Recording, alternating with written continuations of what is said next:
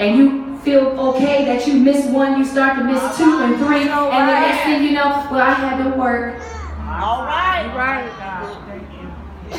So God says in the word, but the prophet would always warn the king. And the king would then send notice to the people about where to evacuate. Yes, Lord. You really ought to be encouraged about your struggle. Yes.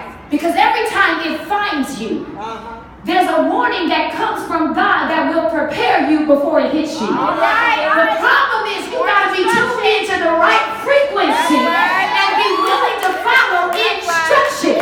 If nothing can touch me without God's permission, that means when I'm down on my knees in my prayer time, he says, Rein, the devil's getting ready to come after your baby. Yes, he will tell you. Yes, he will tell you. Very few things, thank you, sweetheart. Very few things Oh, yeah, he'll talk to you. does God do that he don't warn you about. That's right. See there? Crying over relationships, but the red flags were there from the very beginning. You heard the Lord say, let go, and you got real stupid. Let go of what, God? Can you make it a little more clear? Well, what were you praying about? That would be what I would be referring to. Oh, yeah. So nothing happens without the permission of Yes, Lord. God. Yes. Amen. And I'm talking about God testing, Yes. not demonic curses. Amen. Because even the most saved of us go through some demonic infiltration at some point. That's his job. Is to fight you. Yes, that's right. Further, can I just paraphrase? Because I know the text by heart. Let me just, I can't be restricted to the pulpit.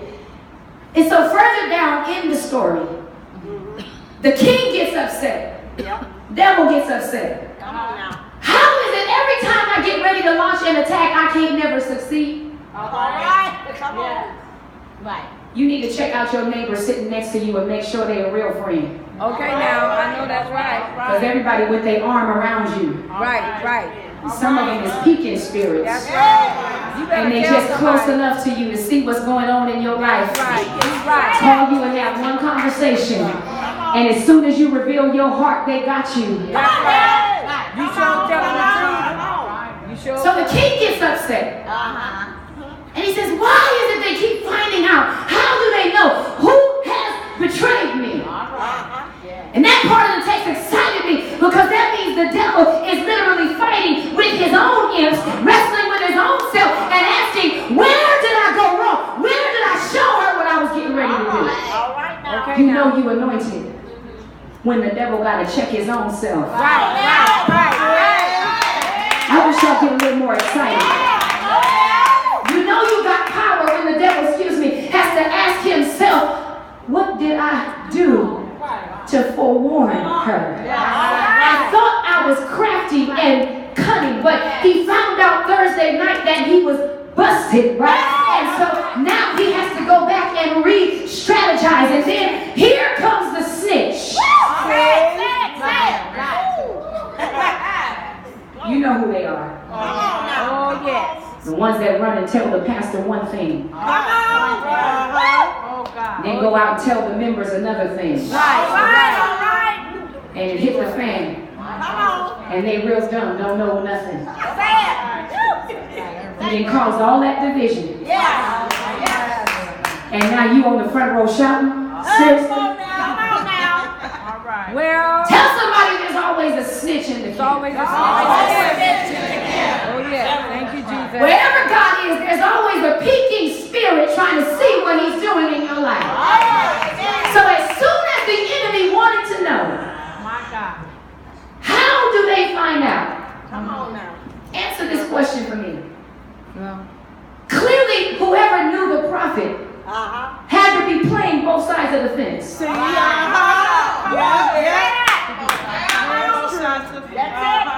The king only asked a question.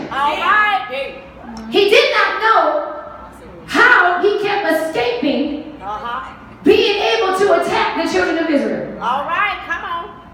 So how is it that when he asked the question in his own camp, who is the traitor? Somebody just happened to say, oh, it's the prophet Elisha. Wow. Unless you've been hanging out with the other side, you don't know who said what. If you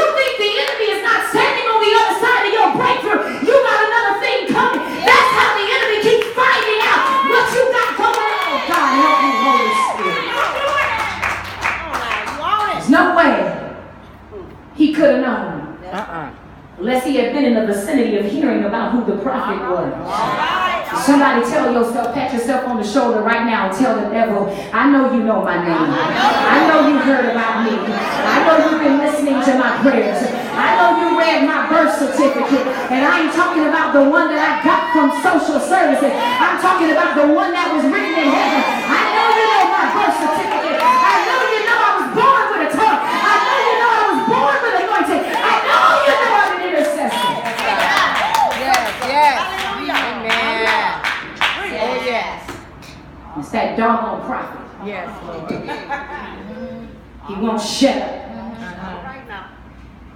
And the king decides, since you won't stop giving God your praise, tell your neighbor, because you won't shut up. Because you won't shut up. Tell him like you mean it. Because you won't. Because you won't shut up. Yes. Oh, glory. Because you won't shut up. The enemy decides, Okay. I'm going to turn my attention from the children of Israel. Now I'm going after the prophet. Yeah. You know the story. If you don't, I'll tell you anyway.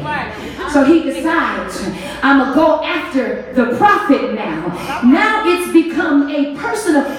Now, you know the enemy is mad because anytime there's warfare, the other side is supposed to have a strategy. You ought to just expect that they're going to have a strategy. We're talking about guerrilla warfare. So I'm supposed to have inside intelligence. You ought to know that I got inside intelligence. So you know you're mad when you turn your attention from the whole army and come after the one who is not even the leader.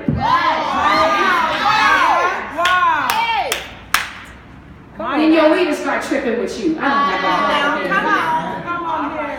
All of a sudden you go from the pew to prophesying, and then the leader says, you got to sit down a little while longer. You're not anointed enough. It's not your time. Maybe you need to get ordained. In fact, go back to school and get a doctoral. Come on, you know what I'm talking about. I ain't talking about these leaders, but some of y'all in here, I'm looking at you, and you got people that are sitting on your ministry. Yes.